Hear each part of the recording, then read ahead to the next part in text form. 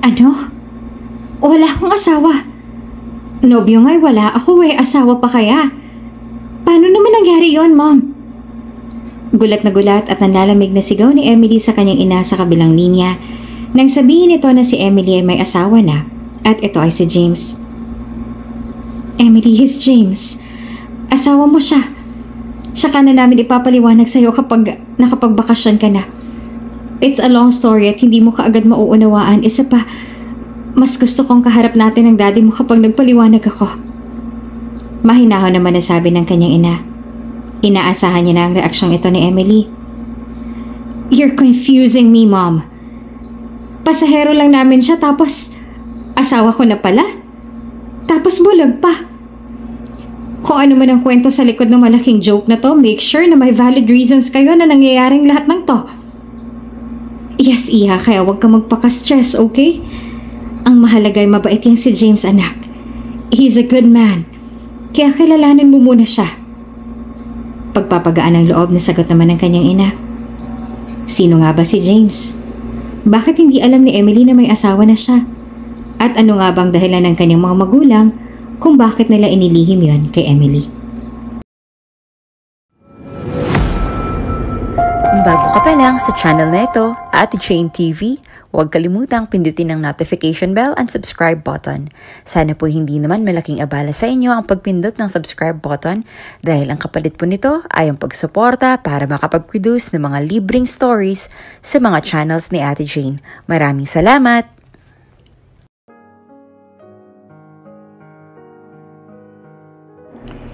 Isang flight attendant si Emily sa kumpanya ng DV Corp na pinagmamay-arian ng matalik na kaibigan ng kanyang ama. Ngunit magpaganon pa man, walang kaalam-alam si Emily na ang nagmamay-ari ng airline na pinagtatrabahuhan niya ay kakilala niya pala na sinadyang hindi ipinaalam sa kanya ng kanyang mga magulang. Minsan lang din siya umuwi dahil provided na ng airline ng kanilang suite na tinutuluyan sa Maynila. Ito talaga ang pangarap ni Emily. Kaya naman mula nung magsimula siya sa trabaho na to, ay lagi na lang siyang nakakakuha ng sertipiko ng best attendant ng DV. Mom, onboarding na ako ha. Tatawag na lang ako kapag nakapag-stop over na kami. I-kiss mo na lang ako kay Dad, ha? I love you, Mom. Wika ni Emily sa kanyang ina sa kabilang linya. Nagmamadali na nga ito dahil sa kanyang magiging flight sa private plane na siya mismo ang ni-request ng kanyang bilyonaryong pasahero na bihira lamang mangyari. Okay, honey. Pray for your safety. Mag-iingat ka, ha? I love you. Sagot naman ng kanyang ina sa malumanay na salita. I love you, Mom. I gotta go. Nang makapagpaalam na siya, dali-dali niya nang ipinasok sa kanyang bagahe ang kanyang ibang gamit at saka sumilay muna sa kanyang salamin ng ilang segundo. Sino kaya nag-request sa akin? Parang ubod naman talaga ng yaman na, no? Sa dinami-rami ng mga flight attendant dito, ako pa talaga ang kanya napili. Anyway, pabor naman sa akin yun dahil mas masarap magstay sa private plane. Sambit ni Emily sa kanyang sarili habang minamasdan ang kanyang refleksyon sa may salamin. Maya-maya pa ay tumingin na siya sa kanyang wristwatch at nagmamadali ng kumilos dahil ilang minuto na lang ay maliliit na siya. Ito na nga naging buhay ni Emily. Pagkababa ng eroplano ay diretso suite na kaagad tapos magtatrabaho na ulit. Bihira na nga rin siyang umuwi sa kanilang bahay para bumisita dahil sa hectic ng kanyang schedule. Pero magpaganon pa man ay nauunawaan naman yun ng kanyang ina dahil alam niya ang nature ng trabaho ng kanyang anak. Sa kabilang banda, nakasalta na rin sa private plane si Emily at inumpisahan niya na ang kanyang trabaho. Habang abala si Emily sa pagpe-prepare ng pagkain para sa kanyang pasahero, ay nilapitan siya ng bodyguard nito. Ikuha mo raw ng wine si boss. Utos niya. Medyo brusko kung magsalita kaya ngayon pa lang ay naiinis na siya sa lalaki. Hindi rin naman masisisi yon dahil ganito naman talaga ang karakter paminsan-minsan ng mga bodyguard. Minsan bolero na feeling close. Madalas naman, seryoso at brusko katulad ng isang to. Minsan nga ay naisip pa ni Emily na baka ang lalaking to nag-request sa kanya ay isang mafia boss kaya naman hindi niya maiwasang hindi kabahan. Sa kabilang banday, Dahil yun naman ang kanyang trabaho ay sumunod na lang siya at nagbigay pa rin ng isang magandang ngiti kahit hindi deserving nung lalaki. Okay po, isusunod ko na po. Nakangiti niyang sabi. Nang maiayos niya na ang bote ng wine at glass of wine sa may tray ay nagtungo na kaagad siya sa kinaroroonan ng kanyang bilyonaryong pasahero. Sir, ito na po ang wine niyo. Magalang na sabi ni Emily. Diretso lang ang tingin ng lalaki kaya nginitian na lang ni Emily. Ipinatong na rin niya ang dalang tray na may wine sa table ng lalaki. Thanks, tugon naman ng lalaki. Tumango na lamang si Emily. Aalis na sana siya nang pigilan siya ng lalaki. Can you stay? Seryoso niyang tanong. Ngumiti naman si Emily tsaka sumagot. Okay sir. Magalang niyang tugon. Nakatayo lamang doon si Emily habang minabastan ang lalaki. Diretso lang kasi ang tingin nito kaya napapakunot siya sa pagtataka. Maya-maya pa ay kukunin na sana ng lalaki ang wine glass nang bigla niya itong nasagi at napatumba. Ako na po. Nilapitan kaagad yun ni Emily at siya nang naglagay ng wine sa baso. Nang miaabot niya yon sa lalaki ay saka naman siya nag-usisa. Hindi po ba kayo nakakakita? Nag-aalangan niyang tanong. Buong akala niya ay magagalit ang lalaki dahil medyo personal ang kanyang tanong na yon at saka medyo stricto ang mukha ng lalaking yon, ngunit sa halip na magalit ay nakangiti lamang siya na sumagot kay Emily. Yes, 2 taon na ako hindi nakakakita. At sa tingin ko ay panghabang buhay ng pagiging bulag ko. Sabi niya na bandang huli ay biglang lumungkot at lumamig ang boses. Palihim namang nabigla si Emily dahil sa inamin ng lalaki. Hindi niya akalain na magkakaroon siya ng pasahero na ganitong kondisyon. Sa katunayan ay ito nga marahil ang kauna-unahan niyang naging pasahero na may ganitong kapansanan. At para naman makabawi sa kanyang ginawang panghihimasok dito, ay pinagaan at pinalakas na lang niya ang loob ng lalaki gamit ang kanyang mga salita. Huwag po kayo mawawalan ng pag-asa, sir. Sabi nga nila, habang may buhay ay may pag-asa. Nakangiti niyang sabi. Sa puntong yon ay siya naman ang tinanong ng lalaki. Talaga? Ano bang pangalan mo? Malumanay niyang tanong. Ako po si Emily Montana. Proud na sagot naman ni Emily. Matagal ka na bang flight attendant? Magdadalawang taon pa lang po ako sa pagiging flight attendant. Nagbigay naman ang reaksyon ng pagtatakang lalaki sa kanyang itsura. Talaga? Parang mga naka 5 years ka na. Pabiro niyang sagot. Dahil ang ibig sabihin niya ay sa galing ba naman ni Emily makipag-interact sa kanyang mga pasahero ay para bang talagang sanay na ito sa kanyang ginagawa na kung iisipin mo ay parang 5 taon o mahigit na nga siya sa serbisyo. Nako, 2 taon pa lang po talaga. Humble na sagot naman ni Emily. Maya-maya pa ay inalok na rin siya ng lalaki. Anyway, do you like wine? You can drink too, sabayan mo ako. Tinaas pa niya ng bahagya ang baso. Nako, hindi po pwede. Kasama po yan sa rules and regulations namin. Pagtanggi naman ni Emily. Kasama kasi ito sa patakaran ng DV na buong serbisyo lang ang gagawin ay huwag nang tatanggap ng kung ano na ibibigay o iaalok ng pasahero. Sa pagkakaalam ko, kapag passenger naman ay nag-insist, wala namang problema yon. Kaya sige na, huwag ka nang mahiya. Taas kilay pang sabi ng lalaki. Ngunit nanindigan pa rin si Emily. Hindi po ako nahihiya, sir. Hindi lang po talaga pwede. Sabi niya. Why not? Close naman na tayo, diba? At saka, I'm sad right now. I need a comfort person at sa tingin ko pwede ka. Sabi ng lalaki na biglang lumungkot pa ang mukha. Sorry sir, pero hindi po talaga pwede. Sige po, lalabas na po ako. Ipatawag niyo na lang po ako kapag may kailangan pa po kayo. Mahal ni Emily ang kanyang trabaho at kahit anong mangyari ay hindi niya sisirain ng tiwala na binigay sa kanya ng DV at lalapastanganin ng kanyang matagal na iningatang pangalan sa industriya. Nang makatalikod naman ang babae at nang masiguro hindi na ito lilingon pa ay sinundan niya ang direksyon kung saan ito lumabas at saka ngumisi. Interesting. Wika niya sabay inom sa hawak niyang wine. Inabala na lamang muli ni Emily ang kanyang sarili sa may kitchen ng ilang minuto lang ay muli siyang pinatawag ng misteryosong lalaki. Miss, pinapatawag ka raw ni boss. Muling sabi nung brusko kanina na ngayon ay medyo magalang na. Okay po, utal niyang sagot. Muli siya nagtungo sa kinaroroonan ng lalaki na tila ba walang nangyari. Ang trabaho naman kasi nila ay para ring artista. Kahit dismayado o naiinis ka, once nakaharap ka na sa camera, ay dapat otomatikong mapapalitan mo yon ng tuwa. Sir? Kalmadong banggit ni Emily. Just call me Sir James, pasok ka. At sa wakas ay nagpakilala na siya. Siya si James Del Valles. Sino nga ba siya sa buhay ni Emily? Anong ugnayan niya sa dalaga? Ano pong kailangan niyo, Sir James? Pilit ngiting tanong ni Emily kay James. Bigla namang napahawak ang lalaki sa kanyang ulo at marahang minamasahe ito. May pagpikit pa nga ito dahil daw sa sobrang sakit na nararamdaman niya yon ng kanyang ulo. I think my head is aching, sabi niya sa dalaga. Kaagad namang pumosisyon sana palabas si Emily para kumuha ng gamot ngunit pinigilan siya ni James. Sige po, kukuha lang po ako ng gamot. No. I don't need meds.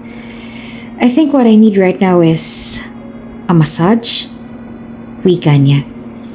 Napahinto naman si Emily at malalim na tiningnan ng lalaki kung nagsasabi pa ito ng totoo o pinagtitripan lang siya. Marahang lumapit si Emily kay James at saka inilapit niya ang kanyang mukha sa mukha ng lalaki na halos ay may isang dangkal lang ang lapit. Tinitigan niya ito sa mga mata ng lalaki habang ang lalaki naman ay diretso lang ang tingin. Maya-maya pa ay umagwat na rin si Emily dahil baka mamaya ay pumasok pa doon at kung ano pang isipin. Massage? Ng ulo? Utal na sagot ni Emily. Yes.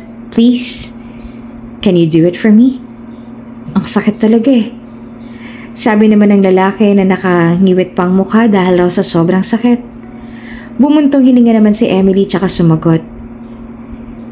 Hindi ko po masisigurado sa inyo kung makakatulong dahil hindi ako masarap magmasahe pero okay, I'll do it po. Napilitan na rin si Emily na pagbigyan ng utos sa kanya ng lalaki dahil mukhang ang masakit talaga ang ulo nito. Kaya naman lumapit na siya sa likuran ni James tsaka pwenesto niya na ang kanyang daliri sa may bandang sentido ng lalaki. Saan po bang tapat? Utal niyang tanong. Medyo may ilang asiwa siyang nararamdaman pero hindi na lang niya pinahalata pa. Here. Ang sakit talaga eh. Tinuro ni James ang bandang taas ng sentido niya tsaka inumpisahan na rin ni Emily na igalaw ang kanyang daliri nang may marahang paikot ang direksyon. Ganito po ba? Paniniguradong tanong ni Emily kay James. Slower. Napapikit na sagot naman ni James tsaka sinunod naman ni Emily ang kanyang sinabi. Ganito? Paniniguradong tanong ni Emily kay James. Yan. You finally get it. Sakalang naging kalmado si James ang makuha na ni Emily ang kanyang tinuturo. Ilang minuto rin yon. Nakapikit lamang si James sa tahimik habang dinadama ang masarap na pagmasahe ni Emily sa kanyang ulo. Ilang sandali pa ay napabalikwas naman si Emily dahil sa gulat nang walang paalam na hinawakan ni James ang kanyang dalawang kamay na kasalukuyang nakapatong sa ulo ni James. Sir, gulat na sambit ni Emily. Your hands are shaking, hindi ka ba sanay? Taas kilay na tanong ni James. Sa pagmamasahe po ba? Hindi, never ko pa po itong ginawa. Sagot naman ni Emily. Ilang sandali pa ay umupo ng muli ng maayos si James at marahan ang inalis ang mga kamay ni Emily. Okay, that's enough. Thank you, sabi ni James. At least, alam mo na ngayon kung paano magmasahe ng ulo. Dagdag pa niya. At mang-aalis na sana si Emily nang muli siyang tinawag ni James. Emily? Sambit niya. Huminto naman sandali si Emily tsaka lumingon muli kay James. May kailangan pa po ba kayo? Tanong niya. Tinitigan niya ang reaksyon ng mukha ni James na tila ba naging seryoso. Wala ka bang ibang i-offer? Seryosong tanong ni James sa kanya. Nagsalubong naman ang dalawang kilay ni Emily at ngayon ay inayos na ang kanyang katawan upang muling humarap sa kanya. Offer? Drinks? Food? Ano po bang ibig sabihin yung offer? Interesado niyang tanong. Ngumisi naman si James ang pagkakataon niyon at huminga ng malalim. Aminado si Emily na kahit na may kapansanan ng lalaki, ay masasabi niyang napakalakas ng karisma nito na para talagang isang mafia boss ang pormahan. Mukha siyang maamo na bad boy at talagang hindi mabasa ni Emily ang tumatakbo ngayon sa utak ng lalaki. You're offering an extra service, right? Kaya nga ikaw ang na-request ko sa management eh. Because I want you to entertain me. Mahinang sagot ni James sa nang-aakit na boses. Nanlaki naman ang mga mata ni Emily sa kanyang narinig. Hindi niya alam kung nabibingi lang ba siya o ano. Pero sa wari niya ay hindi maganda ang tanong na iyon sa kanya ni James. What? Extra service like ikakama? Ganon? Sa pagkakataong to ay naging suplada ng tono ng boses ni Emily. Tumango naman si James na tila siguradong-sigurado pa sa kanyang pinaparatang. Yes. Bakit parang gulat na gulat ka? Hindi ba yun naman talagang extra mong pinagkakakitaan bukod sa pagiging flight attendant?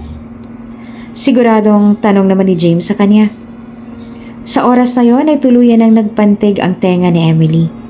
Dahil una sa lahat, hindi ito ang unang pagkakataon na may magchismis sa iba tungkol sa kanya sa ganitong klaseng gawain o modus ng ibang attendant. Alam niya sa sarili niya na malinis ang intensyon niya at dangal niya at kailanman ay hindi niya kayang gawin ang bagay na iyon. 2 taon niya nang iniingatan at inaalagaan ang kanyang pangalan sa industriyang iyon kaya hindi naman siya nasisiraan ng bait para gumawa ng kabulastugan na ikakasira niya sa loob lamang ng isang araw. Sa kanyang inis ay hindi niya napigilan pa na sagutin si James dahil wala na rin naman na sa kawalang respeto nito sa kanya. Excuse me, sir. Actually, sa inyo ko lang nalaman na may extra service pala ako. Una po sa lahat, mahal ko ang trabaho ko. Ito ang passion ko at ang bumubuhay sa aming mag-ina. Pangalawa, oo, party goer ako. Magaling makipag-socialize pero hindi naman ibig sabihin na bayaran na akong babae. Desente po ako. At kung saan niyo man po nalaman ng balitang yan, pues ako na po mismo magsasabi sa inyo. Malinis po akong babae at kailanman ay hindi ko po magagawa yung sinasabi ninyo. Lalabas lang po ako. May kailangan pa po akong gawin. Matapang na paninindigan ni Emily at hindi na nagdalawang isip pa na lumabas. Sa sobrang inis ni Emily ay halos mapaiyak na siya dahil sa tagpong yon. Uminom na lang siya ng isang basong tubig para mahimasmasan. Wala siyang pinagsisisihan sa kanyang ginawa at handa siya sa magiging punishment sa kanya sa oras na magsumbong si James sa management tungkol sa naging behavior ni Emily. Wala siyang pakialam kung mapagalitan siya. Basta ang mahalaga sa kanya ay naidepensa niya ang sarili niya at pinaninindigan niya na wala talaga siyang ginagawang masama. Habang si James naman ay tila ba walang pinagsisisihan sa kanyang tanong kanina kung nasaktan ba o na-offend ba niya si Emily. Natuwa pa nga siya at hindi napigilang mapangiti dahil sa naging reaksyon at sagot sa kanya ng dalaga. Ilang oras ding tahimik sa eroplanong yon dahil matapos sila mag-usap na dalawa ay hindi na ulit pinatawag ni James si Emily. Dahil gabi na, no choice si Emily kundi dalhan ng dinner si James. Kahit na medyo masama pa rin ang loob niya ay kailangan niya pa rin na ituloy ang trabaho dahil wala na rin naman siyang magagawa. Gustuhin man niyang mag-walk out kaso'y papaano ko na sa ere siya. Kaya naman titiisin na lang niya na makisama kay James hanggang sa huling araw ng biyahe nila. Tahimik lang na pumasok si Emily sa maliit na cubicle doon na kinaroroonan ni James. Marahan niyang inilapag isa-isa ang mga dala niyang pagkain. Ni hindi man lang siya bumate ng good evening O ano, para siguro iparamdam niya kay James na na-offend siya sa sinabi nito sa kanya kanina. Nang aalis na sanang muli si Emily ay muli siyang tinawag ni James. Emily? Malumanay niyang tawag. Huminga naman ng malalim si Emily sabay irap. Sir? Taas kilay niyang tugon ngunit nakatalikod pa rin. I just want to apologize sa mga sinabi ko kanina. Paghingi ng paumanhin ni James sa kanya. Dahan-dahan namang bumaba ang isang kilay ni Emily na kanina ay nakataas pero ayaw pa rin niyang humarap sa lalaki. Okay lang po yan, sir. Ang mahalaga po ay alam niyo na ngayon ang totoo. Sagot ni Emily at halata pa rin sa tono ng boses nito na may inis at sama ng loob pa rin. You're right. So mali lang pala ang nabalitaan ko. Sagot naman ni James. Sa sandaling yon ay humarap na rin si Emily at naging curious kung sino ba talaga ang nagpapakalat ng issue na yon tungkol sa kanya. Maaari ko po bang malaman kung saan niya nalaman o narinig? Interesadong tanong ni Emily. Hindi na importante. Di ba nga sabi mo ang mahalaga hindi naman yung totoo? Kaya wag na nating pag-usapan pa. Sagot naman ni James. Tama nga naman ang lalaki sa kanyang sinabi. Hindi na importante kung saan niya yun nabalitaan dahil ang importante ay wala naman siyang ginagawang masama at alam niya sa sarili niyang inosente siya at malinis ang kanyang dangal at prinsipyo. Matapos ang 2 araw na biyahe ay nakabalik na rin sila sa DV. Thank you, Emily, for your service. I enjoyed traveling with you.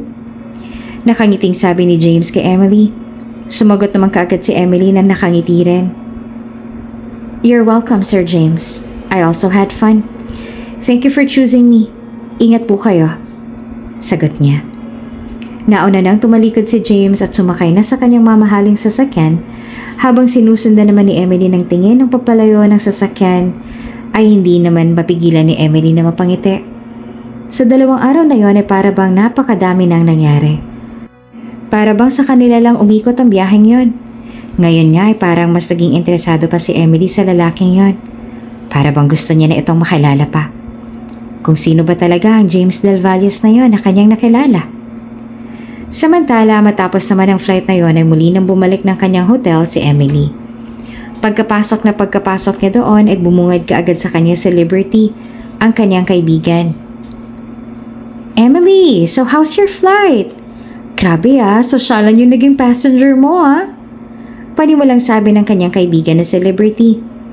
Malaya namang inihiga ni Emily ang kanyang katawan sa kanyang malambot na kama dahil sa sobrang pagod.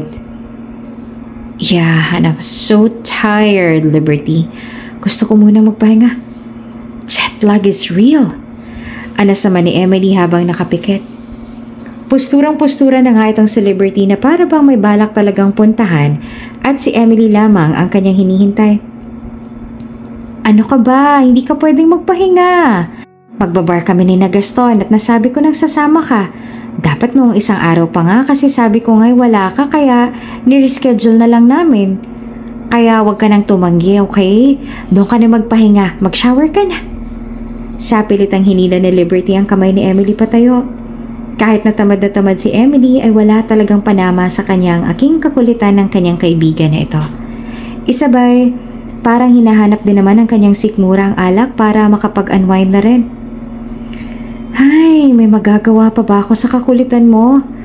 Besides, sige, gusto ko na rin uminom ngayon. Magsha-shower lang ako. Tamad na sambit ni Emily tsaka nagtungo na sa banyo para maglinis na ng sarili. That's my girl, nakangising sabi naman ni Liberty. Ilang oras din bago sila matapos makagayak ay nakarating na rin sila sa bar na lagi nilang pinupuntahan. Nauna na nga doon si Gaston. Kaibigan din nila na isa namang customs broker na may 1 taon na rin na nandiligaw kay Emily. Medyo mahangin din kasi ang isang to. At kilalang babaero kaya naman ayaw talaga sa kanya ni Emily. Open din naman kasi ang dalaga pagdating sa kanyang feelings. Si Gaston lang talagang makulit at ayaw pang tumigil. Isa pa ay wala rin talaga sa bokabularyo ni Emily ang mag-boyfriend ngayon dahil ang ayaw niya sa lahat ay meron na siyang limitasyon. Siyempre kapag nasa isang relasyon ka, Kapag may ayaw ipagawa o ipasuot sa'yo ang partner mo, para lang hindi na kayo mag-away ay susundin mo na. At yon ang ayaw ni Emily, ang may magmando at mag-utos sa kanya kung ano bang dapat niyang gawin sa sarili niya. Kahit nakilalang ganitong ka-out si Emily ay never pa niyang isinuko ang kanyang virginity, kaya naman maraming lalaki, hindi lang si Gaston ang gustong makauna sa kanya. Nang makapasok na sila sa loob ng bar, sa malayo pa lamang ay tanaw na nila si Gaston. Oh, nariyan na pala si Gaston! Gaston! Malakas na tawag ni Liberty kay Gaston. Maaga pa nga lang ay halos mapuno na ang buong bar ng mga party-goers, kaya naman halos magsigawan ang mga naroon sa pakikipag-usap dahil sa nakakabinging tugtugan. Lumapit naman kaagad si Gaston hanggang sa doon na sila makapagpanagpo sa may bar area. Emily, I'm happy to see you again. Bungad ni Gaston na si Emily kaagad ang una nakita. Sumagot naman ang kasualang dalaga. It's been a while. Kabababa ko lang eh. Sagot niya na halatang pagod na pagod pa ang tono ng boses. Oo nga eh. Nabanggit itong celebrity. Tara, doon tayo. Sagot niya tsaka niyaya ng dalawa sa may couch. Okay. Sabay na sagot naman ng dalawa. Nang makaupo na sila ay nagkanya-kanya na rin sila nakuha ng beer sa may center table. So, kamusta naman ang flight, girl? Magkwento ka naman. Panimula na Liberty sabay lagok ng beer. Wala namang interesting bukod sa bulag yung naging passenger ko. Sagot naman ni Emily. Muntik pang mapasaboy ni Liberty ang laman ng kanyang bibig dahil sa sinabi ni Emily. Bulag? As in hindi makakita ang dalawang mata? Natatawa pang sagot ni Liberty. Yes, Liberty, what's funny? Seryosong sagot naman ni Emily. Dahil sa itsura ng reaksyon ng mukha ni Emily, ay mabilis nang pinigilan ni Liberty ang kanyang sarili para magseryoso na. Talaga? Ngayon lang ako nakarinig ng ganyan sa tanong buhay ko Gwapo ba? Pambawing tanong naman ni Liberty. Maya-maya pa ay lumagok muna ng beer si Emily bago sumagot. Yes, may itsura rin. Nakangiti niyang sabi. Pero, ibang ngiting yon kaya naman nakantsawan siya kaagad ni Liberty. Parang sayo mo Halatang nag-enjoy ka Panunukso pa niya. Baliw, paano naman ako mag-e-enjoy? Muntik ko pa nga siyang awayin. Sagot naman ni Emily at muling umirap nang maalala na naman niya ang naging komprontasyon nila ni James kanina. Ha? Bakit naman? Curious na tanong ni Liberty. Nabalitaan daw niya na nag-extra service daw ako. As in yung ikakama. Di syempre umalma kaagad ako dahil hindi naman yung totoo. Mabuti na lang at hindi niya pinilit yung gusto niya dahil kung nagkataon ako, baka nagkagulo na kami dun sa eroplano. Matapang na sagot naman ni Emily.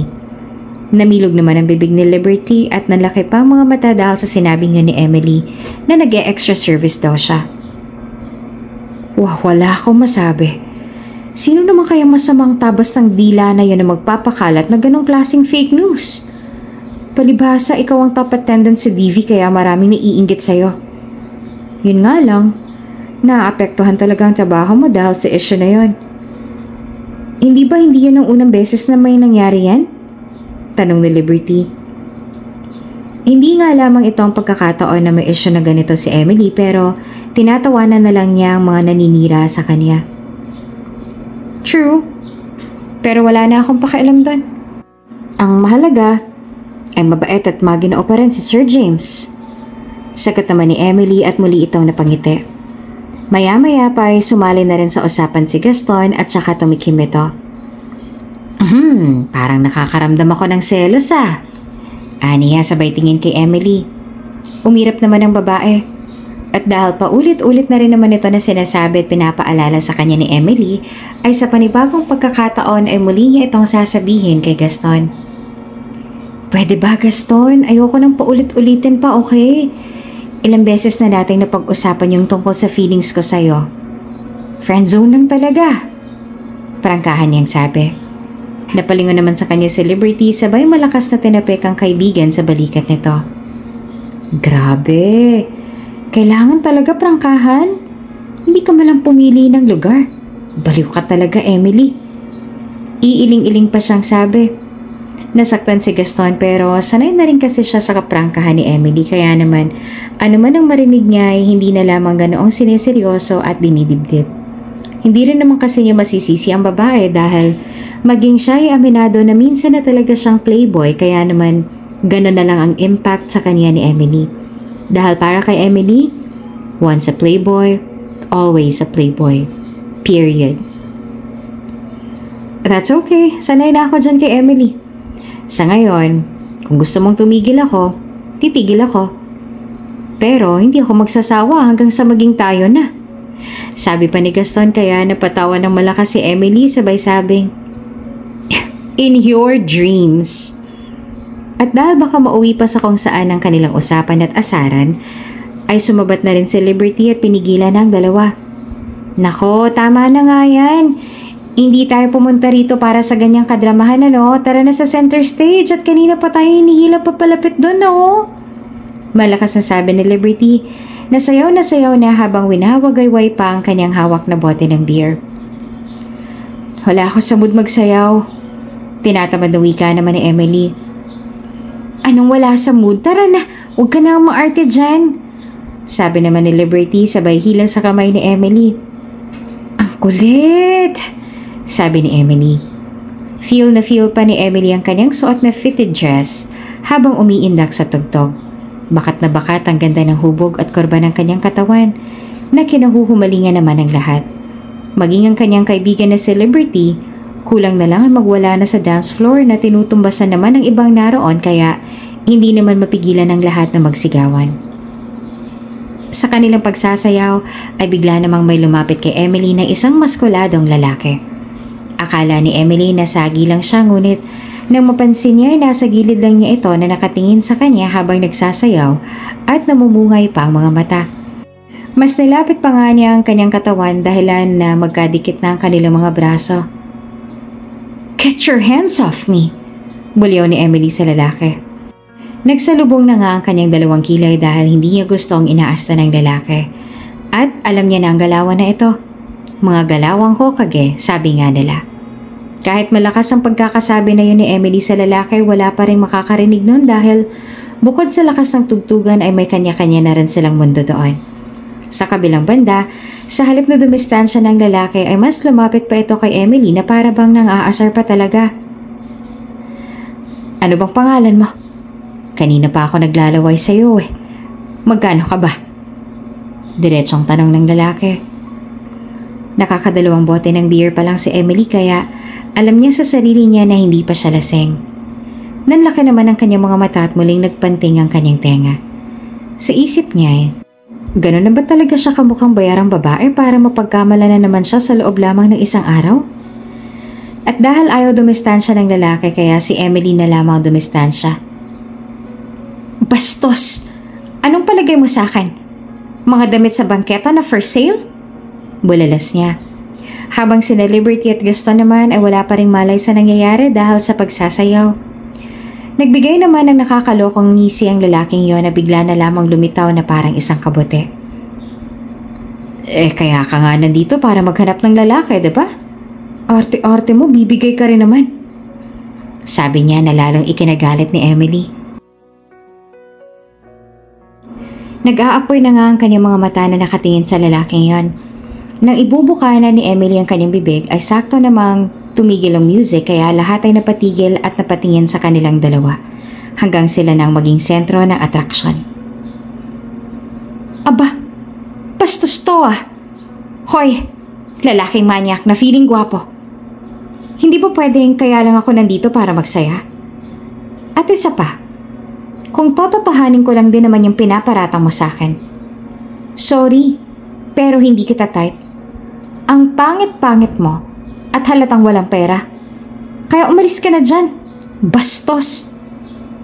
Pamamahiya pa ni Emily sa lalaki. Hindi niya na pinansin pa kung nakasakit siya o ano sa mga sinabi niya. Wala rin siyang pakialam kung halos lahat ng tao ay sa kanila na nakatingin.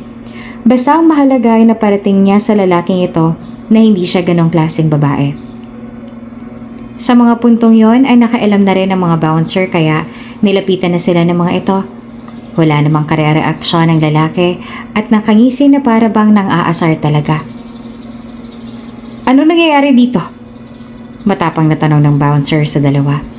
Lumapit na rin si Liberty at Gaston sa kanilang kaibigan na si Emily. Eto kuya, nanggugulo. Malaki yata problema niyan sa buhay kaya naghahanap ng atensyon. Matapang na sagot din ni Emily habang nakatingin pa rin na matalim sa lalaking estranghero. Tinitigan naman ng bouncer ang lalaking estranghero na yon mula ulo hanggang paa na wala man lang kareaksyon. Pakiramdam nga ng bouncer ay hindi ito natatakot sa kanya kaya naman siya na mismo ang nagpaalis sa lalaking yon at binantaan pa. Hoy, umalis ka na dito at nakaban ka na. Bulalas pa ng bouncer tsaka lumingon kay Emily at humingi ng paumanhin. Pasensya na po ma'am, sabi pa ng bouncer kay Emily. That's okay. Dismayadong tugon naman ni Emily. Hanggang sa makaalis ang lalaki ay hindi malang ito umimik at nakangisi lang all the time. Duda nila ay baka sabog at praning ang lalaki kaya gano'n na patawa-tawa lang. Nang maayos na ng mga bouncer ang kaguluhan ay inion na ulit ang music at bumalik ng muli sa taas ang tensyon ng kasiyahan ng buong lugar katulad kanina. Bumalik na rin sa couch si Emily at kinuha na ang kanyang purse dahil nawala na siya ng gana. Kasunod na rin niya doon sina Gaston at Liberty. Are you okay sis?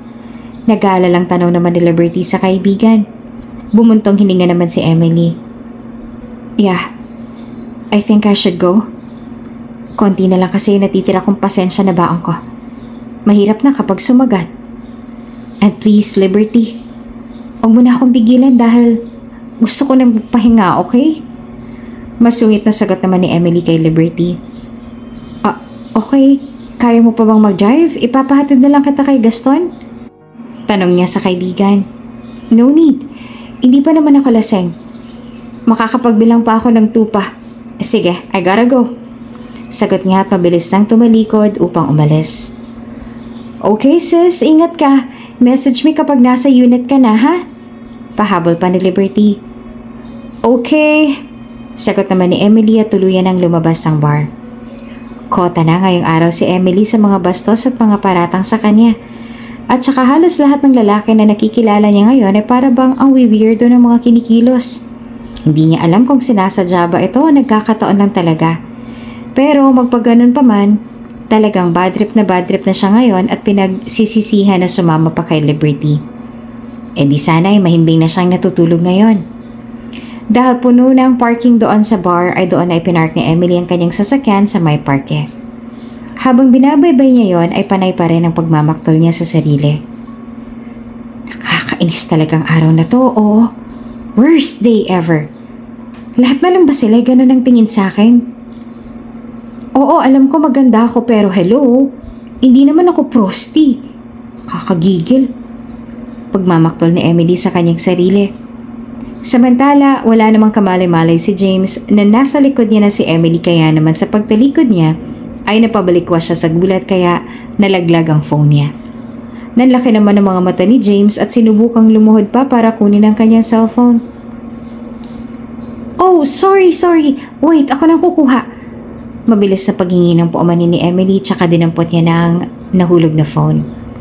Nang tumayo na siya upang iabot ang phone ay nanlaki ang kanyang mga mata nang iniangat niya ang kanyang tingin sa lalaki. Sir James? Oo, ikaw nga. Anong ginagawa niyo rito? Bakit mag-isa lang kayo? Nagtatakang tanong ni Emily tsaka iniabot na ang phone ni James.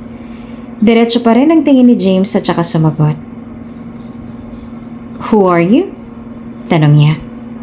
Bigla namang naalala ni Emily na hindi nga pala ito nakakakita. Pero napansin niya kasi kanina na nung pagtalikod ni James ay nagpanagpo pa ang kanilang mga tingin bago pa ito mabigla at saka umiwas ang tingin sa kanya. Pero sa isip lang niya ay baka gano'n na talaga yon na talagang bulag si James. Ay sorry, si Emily po ito. Yung attendant po ninyo. Ano pong ginagawa niyo rito tapos mag-isa pa kayo? Nagtatakang tanong ni Emily. Sumagot naman si James. Oh, Emily, ikaw pala yan. Thank God at ikaw ang nakatagpo sa akin dito. I'm just waiting for my driver to pick me up. Mabutit nariyan ka. Pwede mo bang samahan muna ako habang wala pa siya? Sagot naman ni James. Ang alam ni Emily kanina ay gustong-gusto niya nang umuwi, pero ngayon ay para bang biglang gusto niya nang magstay. Kaya naman hindi na siya nagdalawang isip at pumayag na siya sa gusto ng lalaki. Isa pa, hindi rin naman niya maaatim na iwanan si James doong mag-isa. Lalo pa nga't bulag ito kaya nananatili na lamang siya doon at sinamahan si James habang hinintay ang driver nito na balikan siya. Sure po. Doon po muna tayo sa may bench. Maupo na po muna tayo. Iyaya naman ni Emily para naman hindi lang sila nakatanga doon. Hinawakan ni Emily si James sa braso at saka sabay na silang nagtungo sa may bench na tinutukoy ni Emily. Bakit gabi na? Nasa labas ka pa? Hindi ba dapat nagpapahinga ka na ngayon dahil sa naging flight natin kanina? Paunang tanong ni James sa dalaga. Napangisi naman si Emily. Wow, magulang lang. Joke lang. Hindi, kasi nagkayayaan kami ng kaibigan ko. Ay, hindi pala. Niyaya niya ako na mag-bar kaya andito ako ngayon. Sinserong sagot naman ni Emily. Napakunot naman ang noo ni James. Mag-bar? Ano oras na ba? Pauwi ka na?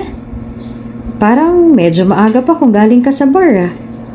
Nagtatakang tanong naman ng lalaki. Yeah, maaga pa nga. Paano may bastos kasi ako kaninang na-encounter.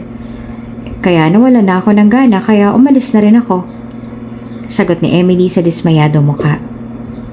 Nang mag-isa? Tanong naman ni James. Oo. Iniwan ko na dun yung kaibigan ko kasi alam ko na nag-i-enjoy pa siya kaya alangan naman na idamay ko pa siya sa kabadripan ko, diba? Kaya nauna na ako. Sinserong paliwanag naman ni Emily kaya tumango na lamang si James sa tila na kumbinsi na sagot ang dalaga. Okay. Tugon naman ni James.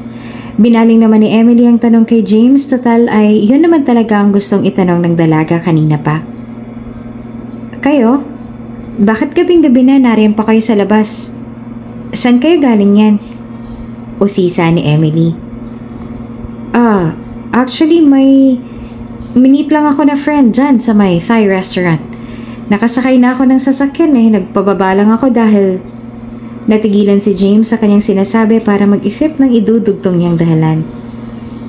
Dahil parang umuusok daw yung sasakyan kaya yung isang sasakyan ko nang pinapunta ko rito. Sagot at saka huminga ng maluwag. Napataas naman ang isang kilay ni Emily at napangisi. Seriously? Iniwan ka nila dyan? Anyway, safety naman dito sa BGC at wala rin namang magdidiskita sa'yo ngayon. Dahil mas simple ka lang ngayon kumpara kanina. Sabi naman ni Emily sabay tingin pa sa postura ng lalaki na tunay namang mas triple ang simple niya ngayon at na hindi mo nga aakalaing isang bilyonaryong lalaki na kapag naisipang mag-stroll sa himpapawid ay magagawa niya kaagad. Sa kabilang banda ay sumagot naman si James. Yeah, tama ka. Simple lang naman kasi ako kapag nasa labas. Simpleng t-shirt at tsinelas. Okay na. Sabi niya. Ngayon sa mga oras na to pakiramdam tuloy ni Emily ay lumulutang siya sa mga ulap. Hindi naman siya lasing. Natagpuan lang niya ang kanyang sarili na katulala na sa mukha ni James. Sa isip niya ay nakakatuwa lang dahil 2 katauhang kaagad ni James ang nakita niya ngayong araw na ito. Isang formal at mukhang isang bilyonaryong mafia boss at ngayon naman ay simple at mukhang isang matinee idol lang sa isang pelikula. Nang mapansin naman ni James na para bang natahimik ang dalaga ay tinawag niya ito kaagad. Emily? Mahinahang tawag ni James. Ngumiti naman si Emily at sa loob niya ay inakala siguro ni James na iniwan niya na ito at umalis na siya. Oo, andito pa ako. Malamig na sabi para i-assure ang lalaki na nandun pa nga siya. Bakit ka natahimik? Tanong naman sa kanya ni James. Sa pagkakataong yon ay umiwas na rin ang tingin si Emily kay James. Kahit naman tumingin siya o hindi kay James, ay hindi pa rin naman yon malalaman ng lalaki dahil hindi naman ito nakakakita. Wala lang. Natutuwa lang ako sa'yo. Basta. Ay, kung makikita mo lang magagandang ilaw dito sa BGC, nakakawala ng stress. Sagot ni Emily sabay binaling ang tingin sa mga magagandang ilaw na pumapaligid sa kanila doon sa kanilang kinauupuan. Nagtaka namang nag-usisa si James. Stressed ka? Tanong niya. Diretso namang sumagot si Emily. Oo, dahil nga doon sa lalaki. Kung hindi nga dumating kanina yung bouncer, naku baka nasapak ko na yun eh. Pasalamat na lang talaga siya.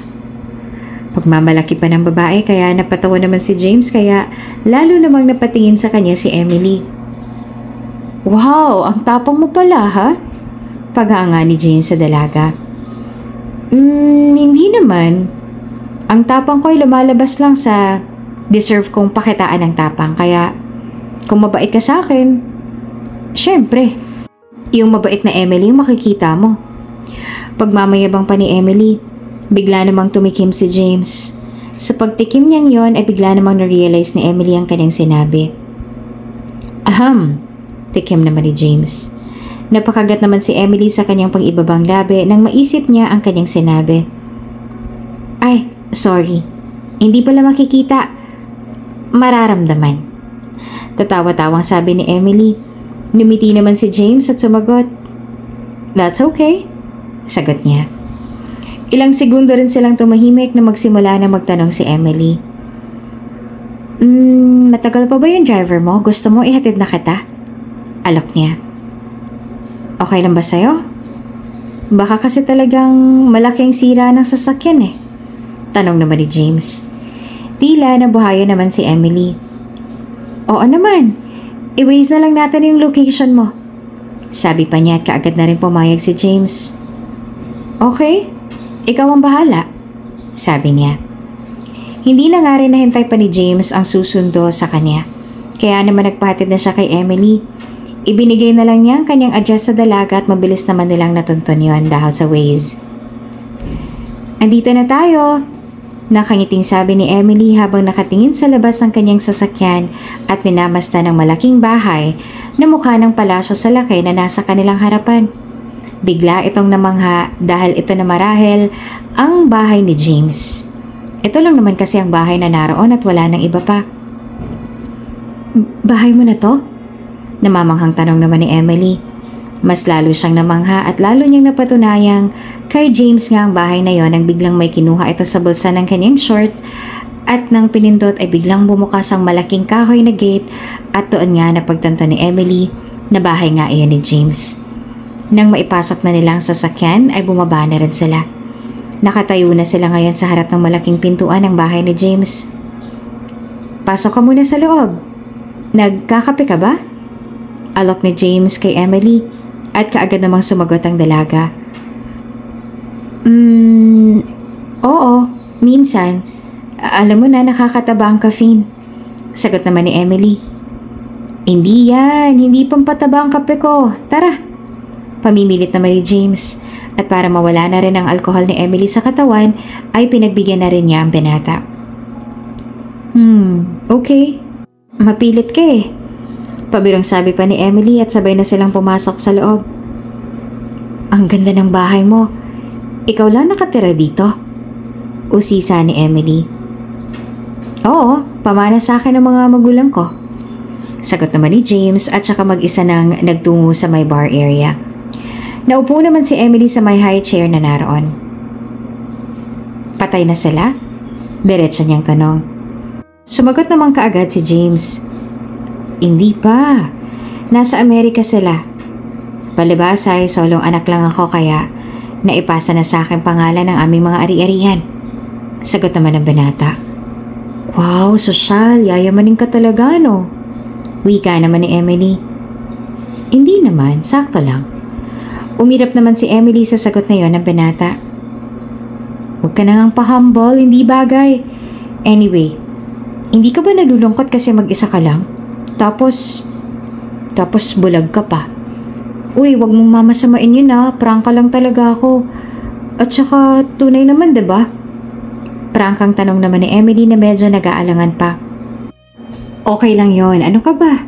Yun nga ang gusto ko eh. Honest. Walang tinatago. Makahulog ang sabi naman ni James. Wala naman akong dapat itago. Kung anong nakikita mo sa akin ngayon, yun na talaga ako. Mukha lang sosyalin pero isa lang din nung kami sa mga Pilipinong patuloy na lumalaban sa buhay para makaahon. At saka isa pa, ganyan din ang ayoko sa isang tao. Yung masyadong malihim at maraming tinatago. Pag ganun kasi pakiramdam ko niloloko na rin niya ako. Kaya ang pinaka-red flag talaga sa akin sa lahat ng mga red flags ay ang pagiging sinungaling. Dahil ang sinungaling ay kapatid ng manloloko. Makahulugan ding sagot ni Emily. Habang gumagawa ng kape ay tila babigla parang ang lalim ng iniisip ngayon ni James nang mapag-usapan nila ang tungkol sa pagsisinungaling. Huminga na lang siya ng malalim at pinilit maging kalmado dahil baka kung ano pang isipin sa kanya ng dalaga. Nang makatempla na siya ay marahan at maingat niya na iyong iniabot sa dalaga na kinuha naman kaagad ni Emily para hindi na mahirapan pa si James. "Here's your coffee," nakangiting sabi ni James. "Ay, thank you. Sana ako na lang pinagtimpla mo para hindi ka na naabala pa," sagot naman ni Emily. Kinapa na rin ni James ang isang upuan tsaka umupo doon. "Ikaw ang bisita kaya natural lang na pagsilbihan kita. At saka bahay ko to kaya sanay na ako rito. Alam ko na ang pasikot-sikot." Pagmamalaking sagot naman ni James. Sa isip ng dalaga ay kung sabagay nga. Kung matagal ka na rin namang nakatira sa isang bahay, kahit nakapikit ka pa ay alam mo na rin ang magiging pasikot-sikot doon. Sabagay nga, sagot naman ni Emily at halatang nakumbinse. Maya-maya pa ay nag-open na rin ang topic si James. "Anyway, ang lalim naman ng sinabi mo kanina. Bakit, may pinagdadaanan ba kayo?" Usisa ni James. "Ng pamilya ko?" "Yes."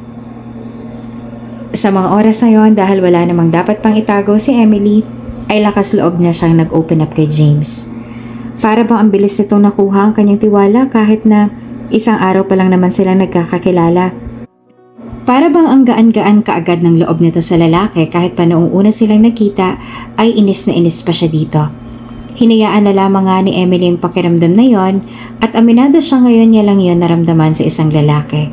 Sa dinami-rami ng nanliligaw sa kanya ay isang bulag pa pala ang kanyang magugustuhan. Hindi pa man siya sigurado sa ngayon pero masasabi niyang bulag nga talaga ang pag-ibig. Sa kabilang banda ay nagsimula na ring magkwento si Emily. "Ayos naman kami. Masaya ang pamilya ko. Kagaya mo, solong anak din ako pero sa ngayon, wala pang maipapamana sa akin ng mga magulang ko dahil simula nung makulong si Daddy, kami na lang ni Mommy magkatulong sa buhay." Kwento ni Emily. Napakunot naman ang noon ni James nang mabangkit nito ang isang bagay na tungkol sa daddy niya. "Nakulong? Sorry, pero pwede ka bang usisain kung bakit?" Magalang na tanong naman ni James. Bago magpatuloy sa pagkwento ay muling huminga ng malalim si Emily. Isang magaling na business advisor si Daddy. Halos yung trabaho niya nga ang bumubuhay sa amin nung hindi pa ako flight attendant. Pero nang dahil sa gahaman niyang kliyente na may malaking inggit sa kanya, siniraan siya sa iba pang kliyente na scammer daw ang daddy ko. Nagbayad pa ng mga tao, mga walang yan para idiin si Daddy kahit na ang totoo. Never pang nagka-transaction si Daddy sa mga taong yon. Matataas kasi at makapangyarihang tao kasi ang nakaharap ni Daddy kaya ayun, nahihirapan kami ngayon na mailabas siya. Inosente ang daddy ko. At kilala ko siya kesa sa pagkakakilala sa kanya ng iba. He's a good provider. At buong buhay niya, tanging kapakanan lang namin ni Moming iniisip niya. Kaya sigurado ako na malinis ang konsensya ng daddy ko. Matapang at maluha-luha sabi ni Emily. Kahit gusto niya nang umiyak ay pinilit pa rin niyang pigilan ang kanyang mga luha na pumatak. Dahil anumang tapang niya sa buhay, pagdating sa kanyang pamilya ay nagiging emosyonal talaga siya. Bigla namang nanlumo ang itsura ng reaksyon ng mukha ni James. Naantig siya sa ikinwento ni Emily kaya ngayon ay masasabi niya hindi lang talaga basta babae itong si Emily. I'm sorry to hear that. Grabe naman ang nangyari sa daddy mo. He doesn't deserve that. Sabi pa niya. Hindi talaga. Kaya nga nagsisikap ako ngayon at nag-iipon para makagawa ng paraan para matulungan si Daddy. Ilalabas ko siya doon. Hindi siya dapat nandun. May paninindigang sabi ni Emily. I know, makakalaya din siya doon. God will find a way. Sabi naman ni James para pagaanin ang loob at pakiramdam ni Emily. Salamat. Matipid na sagot naman ng dalaga. Hindi na rin namamalaya ng dalawa na sumasarap na pala ang kanilang kwentuhan. Nakalimutan na nga rin ni Emily na mag-update kay Liberty dahil talagang nadala na sila sa ganitong klaseng pagkakataon. Kung kanina ay para bang patang-pata na ang katawan ni Emily dahil sa pagod, samahan pa ng kabadripan niya, ngayon ay para bang kusa na yung nawala.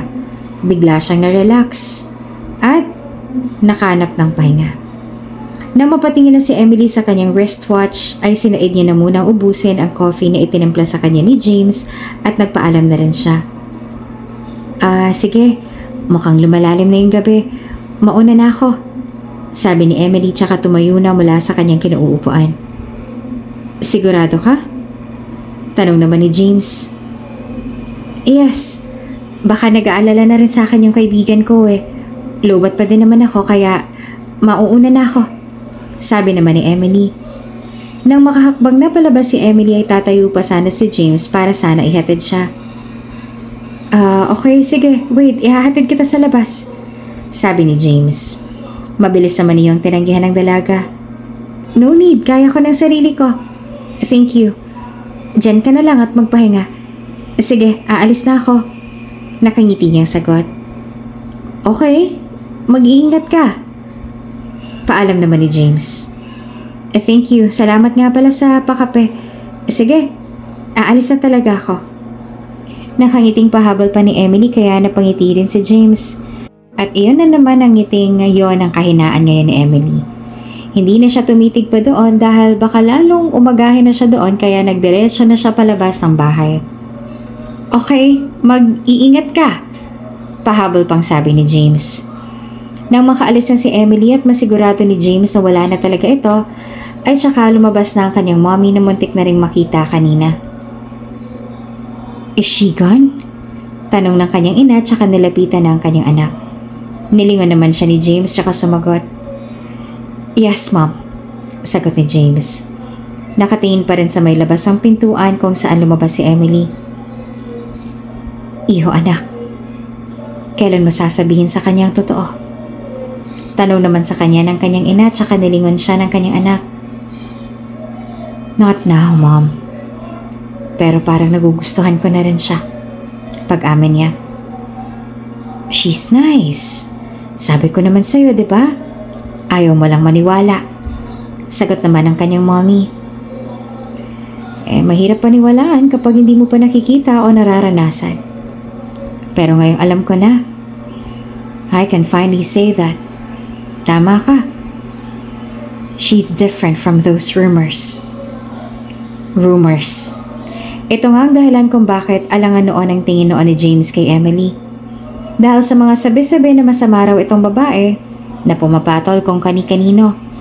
Nabayaran at laging nagpapagamit lalo ng balita na nagpapa-extra service din ito sa ere. Ito ang dahilan ng mga duda no ni James sa dalaga. Ngunit bakit nga ba niya kailangang magduda? Bakit niya kailangang maglihim? At ano pa nga ba ang mga itinatago niya sa bawat kabanata ay mabibigyan na ng kasagutan? Sino nga ba talaga si James at ano ang revelasyon na kanyang isinawalat at aaminin sa mga susunod pa? Samantala, na makabalik na si Emily sa kanilang hotel, ay abot-abot na paninermo ng sinabi sa kanya ni Liberty. Hoy babae, bakit ngayon ka lang? Akala ko naman ang himbing-himbing na ng tulog mo dito tapos naunahan pa pala kitang umuwi. Saan ka ba galing ha? At sinong kasama mo? Umaming ka ha? Mga tanong ni Liberty. Palibhasa ay senior high pa lang ay magkaibigan na sila ni Emily kaya gano'n na lamang kung pagalitan niya ang babae. Para na rin naman kasing tunay na kapatid ang turingan nila sa isa't isa kaya ganito na silang kakampante. Lalo na pagdating sa pakikipag-usap. Inihagis naman ni Emily ang kanyang purse sa may couch at saka muli ng malayang inihiga ang kanyang katawan doon. Sa isang kaibigan, sagot ni Emily na nakangiti. At muli ay napansin na naman ni Liberty ang mga ngiting yon sa mukha ng kanyang kaibigan. Nako, yung mga ngiting yan, Emily. Tapatin mo nga ako. May hindi ka ba sinasabi sa akin? May alam ka ba na hindi ko alam? Kanina lang nung umalis ka sa bar, halos bumuga ka ng apoy sa galit bakit ngayon parang nag-iba? Taas kilay na tanong ni Liberty na halata namang nanghuhuli lamang. Napatawa naman bigla si Emily dahil sa kalokohan ng kanyang kaibigan. Nakakatawa ka talaga, Liberty. Paraning ka na naman. Pabirong sabi ni Emily na natatawa-tawa pa. Ngunit ayaw talagang papigil na Liberty bagkos ay lumundag pa ito sa kama para kulitin si Emily. Umamin ka na, hindi ka ganyang kabadrip kanina nung umalis ka. Sinong kasama mo, ha? Kilala ka ba? May jowa ka na ba? Bakit pa kasi ayaw mo sabihin? Sunod-sunod na mga tanong ni Liberty habang niyuyugyog ang katawan ng kaibigan. Oo na. May kasama ako kanina. Si Sir James. Remember? Yung passenger ko kanina. At dahil nga hindi naman talaga siya papatahimikin ni Liberty ay nagsalita na rin siya at umamin. Yung bulag? Taas kilay na tanong ni Liberty na walang pakundangan sa kanyang tanong. Yes. Grabe yung pagkasabi ng bulag Parang judgment. Sabi naman ni Emily. Baliw, teka nga. Bakit naman kayo magkasama? May usapan kayo, no? OMG. Oh, bakit ganyan ang tingin mo? Emily, don't tell me tinutuo mo yung issue niyo sa extra service. Sa sinabi niya ni Liberty ay bumalikwas ang bangon si Emily para lamang mabigyan niya ng isang malakas na hampas ng unan itong si Liberty na walang pakundangan ng bibig. Hoy, Liberty, manahimik ka nga dyan. Kailanman, yung mga bagay na yon ay hindi ko maaatim na gawin Nagkita lang kami ni Sir James sa my street malapit doon sa bar. I mean, nakita ko siya doon na mag-isa. Nakakaawa naman kasi. Dahil bulag nga, diba? Kaya nilapitan ko na. Nasiraan pala sila kaya nag-offer na akong ihatid siya pa uwi. Kaya yun, doon ako galing. Kakahatid ko lang sa kanya. Sabi niya. Grabe Isang bilyonaryo, hinatid pa ng isang ulirang flight attendant? Pabirong sabi pa ni Liberty. Kasi nga, sira raw yung sasakyan. Huwag mo na bigyan ng mali siya. Pagtatanggol naman ni Emily kay James. Pero, anong meron sa ngiti? Nako, kilala kita, Emily. Muling pang-aasar pa ni Liberty. Sa lahat kasi ng nanligaw dito kay Emily, kay Gaston pinakaboto si Liberty kaya naman parang kanyang sinasabi kay Emily kapag ayaw niya sa nagugustuhan ng kanyang kaibigan. Ano bang sinasabi mong ngiti? Masama bang umiti? Kilala kita. Hindi mo ako maluloko. Never ka pang naging ganyang ka-concern sa isang lalaki. Anong meron? Gusto mo siya, no? This time ay tila seryoso na nga itong celebrity. Alam mo, kakainom mo yan ng alak kaya madalis kang nag-overthink. Mabait lang siya. Yun lang. Kaya mabait din ako sa kanya. Kapag masama siya sa akin, di masama rin ako sa kanya. Ganun lang yun. Bawian lang. Sagot naman ni Emily. Ayaw muna niya kasing umamin kay Liberty hanggat hindi pa siya sigurado sa kanyang nararamdaman. Wala rin naman siyang balak ilihim yan sa kaibigan dahil wala rin namang dahilan para ilihim niya yan kay Liberty, lalo pat kapatid na ang turing niya dito. Nako, Emily. Ako naman ay kaibigan lang na nagpapaalala at nagmamalasakit sa'yo. Hindi mo pa ganong kakilala yang si Sir James na yan kaya mag-iingat ka. Bakit kasi ayaw mo pa kay Gaston? Mayaman din naman. Gwapo. At sa kanya, sure na siyang mag-aalaga sa'yo. Hindi yung ikaw pang mag-aalaga sa lalaki. Seryosong paalala na Liberty. At para bang natigilan ng ilang segundo si Emily dahil sa tinagal-tagal na nilang magkakilala at magkaibigan na Liberty na puro kalokohan lamang ang lumalabas sa kanyang bibig, ay ito ang kauna-unahang pagkakataon na magbibitiw si Liberty ng ganong klaseng mga advice sa kanya. Alam mo, Liberty, nakakatawa ka. Bakit naman napuntang usapan sa alagaan? Sinong may sabi sa'yo mag-aalaga ako ng lalaki? At saka wala akong pakialam kay Gaston, ano? Dahil alam mo naman kung ganong kababaero yon. Kaya paano ako magtitiwala sa kanya? Sagot naman ni Emily. Oh, yun na nga. Si Gaston na matagal mo nang kilala. Matagal na nating kilala. Hindi mo pa rin mapagkatiwalaan. Lalo pa kaya yung Sir James na yan na kaninang umaga mo lang nakilala. Malay mo kung may pakay talaga siya sa'yo. Kaya nagkataong naroon siya sa parehong lugar kung saan naroon ka rin. Hindi mo ba naisip yon? Ikaw lang ang inaalala ko, Emily. Kung gusto mo na siya, kilalanin mo muna ng lubusan. Payo naman ni Liberty. May tama rin nga naman si Liberty at syempre kinukonsider din naman niya yon. Dahil baka mamaya ay tama ang hinala ng kanyang kaibigan. Wala namang masama kung kikilalanin pa niyang lalaki. Iyon kung magpapakita pa rin ba sila. Naiintindihan ko po. Salamat sa paalala. O siya, magpapahinga na ako. Talagang sobrang dami na nang nangyari ngayon. Good night, sis. Ito na lamang nang isagot ni Emily. Good night. Consider mo yung sinabi ko, ha? Alam ko kung gaano katigas ang ulo mo na mas matigas pa sa bato. Oo na po. Hindi na nakapagpalit pa ng damit si Emily dahil sa pagod. Nang ipikit niya na ang kanyang mga mata ay doon niya pinagmuni-munihan ng mga bagay. Para saan bang mga ngiting yon? Aminado ako. Para ngayon ko lang naisuot yon sa mga labi ko. Pero hindi ko naman siya gusto. Napaka-imposible. Isang araw pa lang nagkakalala kaya napaka-imposible na gano'n ang kabilis na magustuhan ko siya. At saka bakit ko naman siya magugustuhan? Ang creepy. Ay, kung ano man itong nararamdaman ko, parang nagugustuhan ko na. Ang sarap sa pakiramdam.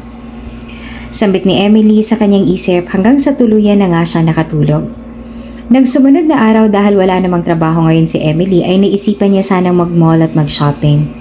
Nang lalabas na siya ng building ng kanyang tinitirhan ay laking gulat niya nang mabungaran niya doon si James na nakatayo sa gilid ng kanyang kotse na tila ba may hinihintay. Nilapitan naman niya ito kagad. Sir James? Ano pong ginagawa niyo dyan? Kanina po ba kayo dyan? Tanong niya. Nakasuksok pa ang kamay ng lalaki sa kanyang bulsa ng pantalon at saka nagsalita. Medyo. Aniya.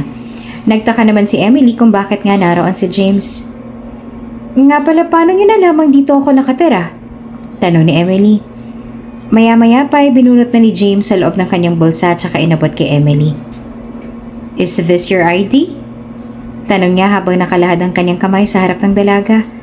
Nanlaki naman ang mga mata ni Emily dahil hindi niya matandaan kung nahulog ba ito sa kanya. Oh, yes, sa akin nga. Bakit nasa iyo to? Sagot naman ni Emily tsaka inabot na ang kanyang ID. Nalaglag yata sa'yo kagabi. Nakita ng maid ko. Sagot naman ni James. Tumangutango na lang si Emily. Okay. Baka nga. Sabi pa niya. Nang makuha niya ng ID ay muli siya nagtanong. So, ito lang bang pinunta mo rito? Tanong ni Emily. Hindi. Diretsong sagot naman ni James. Pwede ka bang mayayang kumain sa labas? Busy ka ba o baka naman may iba kang pupuntahan? Okay lang sa akin ha, nagbabaka sakali lang ako. Lakas loob na tanong naman ni James. Kahit na halatang may pupuntahan si Emily dahil sa posturang-postura siya, dahil sa suot nito at dalang bag ay sinabi pa rin niyang wala siyang lakad. Wala naman po akong ganap ngayon kaya may oras pa ako para gumala. Sagot naman ni Emily. Lumuwag naman ang mga ngiti sa mukha ni James. Talaga? Tara! Yaya niya. Wala nang tanong-tanong pa kung saan sila pupunta at umokay kaagad si Emily. Okay. Mabilis siyang sagot. Ang aliwalas naman dito. Sabi ni Emily habang dinadama ang malamig na simoy ng hangin sa Tagaytay. Maganda, diba? Masarap din ang simoy ng hangin dahil open area sila. Pagmamalaki pa ni James sa kanya. Oo nga Sa susunod, Isama ko na rito si mommy at daddy, sabi naman ni Emily. Oo, maganda dito. Lalo't bonding ng buong pamilya. Masasarap ang pagkain. Wika naman ni James at saka kinuha ng menu at iniabot kay Emily upang hayaan ng dalaga na magdesisyon ngang gusto niyang kainin. What do you want to eat? Anything. My treat. Tanong ni James na nakangiti. Habang minamasdan at binabasa ni Emily mga nakasulat sa menu, ay lutong-luto naman siya kung ano ang kanyang pipiliin dahil sa dami ng pagpipilian. Parang ang sasarap naman yata ng pagkain dito ah. Wala akong mapili sa dami ng pagpipilian. Kahit diet ako parang gusto ko tuloy orderin lahat. Itong bulalo. Grabe ang tagal ng panahon ng matikman ko to. Gusto ko ulit tikman. At saka itong maliputo at tuwilis. May ginataang kalabasa at sitaw din sila. Gusto ko rin itong longganisa at tapang taal. Huwag ka nang pumili, James. Ako nang pipili sa ating dalawa. Sabik na sabi ni Emily. Natatawa na nga lang itong si James dahil kahit anong ganda nitong si Emily ay wala talagang kaarte-arte sa kanyang katawan. Nang maka-order na sila at nang matapos ng kumain, walang duda na busog na sila. Tamang chill na nga lang sila ngayon at napakagaan lang ng araw. Tamang kwentuhan at tawanan. Unti-unti na nga nilang kinikilala ang isa't isa. Halos araw-araw na nga silang magkasama. Ang dating palugit ni James sa kanyang sarili na 3 days ay susuko na siya pagkakilala kay Emily. Ngayon ay halos umabot na ng 1 buwan. Lagi na nga silang magkasama at unti-unti nang nakakapagpalagayan ng loob. Nang sumunod na araw ay muling niyaya ni James si Emily na makipag-date at syempre wala nang pag-aalinlangan pang sumama si Emily. Labas tayo? Tanong ni James habang kausap si Emily sa kabilang linya. Napatingin naman si Emily sa kanyang tabi na si Liberty na kasalukuyang masama ang tingin sa kanya. Emily, wag kang sasama. Ano na lang sasabihin ng friends natin kung sa isang bulag ka papatol? Pag-aalala ni Liberty na hanggang ngayon ay tutol pa rin sa pakikipagkibigan ni Emily kay James. Tinakloban muna ni Emily ng kanyang palad ang speaker ng kanyang phone para hindi marinig ni James ang kanilang pag-uusap ni Liberty. Grabe ka naman, Liberty. Mukha naman siyang mabait eh. Hindi pala. Mabait talaga si James. At napatunayan ko na yon kaya huwag mo na akong alalahanin pa. At saka ano naman kung bulag siya? Hindi naman ako dun bumabase eh. Kundi sa laman ng puso. Sagot naman ni Emily. Maya-maya pa ay sinagot niya na si James. Hello? Sige. Intayin mo na lang ako sa may parking, pababa na ako. Masayang sabi naman ni Emily. Nang ibaba niya na ang kanyang phone ay muli namang ipinagpatuloy ni Liberty ang kanyang sasabihin. Mayaman nga pero hindi naman pang-public. Naku Emily, mag-isip-isip ka. Kung ako sa'yo, gusto na lang kasing i-date mo. Total matagal ka rin yung nililigawan, diba? Sagutin mo na kasi. Sabi pa niya. Napailing na nga lang si Emily at napairap. Ay nako, Liberty. Alam mo naman kung gaanong kayabang ang gusto na yon, diba? At alam mo rin na ayoko sa mayayabang. At saka, okay din naman si James. Gusto ko rin siyang makilala. Ewan ko ba? Parang, feeling ko matagal na kami may ugnayan sa isa't isa. Sagot naman ni Emily nang may paninindigan. Hay, mas gugustuhin mo pa talagang mag-alaga ng bulag kaysa ikaw ang alagaan. Ewan ko sa'yo, sayang lang ang ganda mo. Basta balitaan mo ako sa date niyo ha. Iritableng sagot naman sa kanya ni Liberty na bakas sa reaksyon ng kanyang mukha ang pagkadismaya sa kanyang kaibigan. Oo naman, meron pa ba akong maililihim sa'yo? Sagot naman ni Emily. True, dapat lang at saka okay na rin kasi for sure naman na sa mga mamahaling restaurant kanya dadalhin. Pahabol pa ni Liberty at umalis na rin si Emily. Nang makarating na siya sa parking ay natanaw niya na kaagad si James. James! Malakas na tawag ni Emily. Emily? Oo, ako nga. Sorry na tagalan ako ha. May mga binili lang ako sa kaibigan ko bago ako umalis.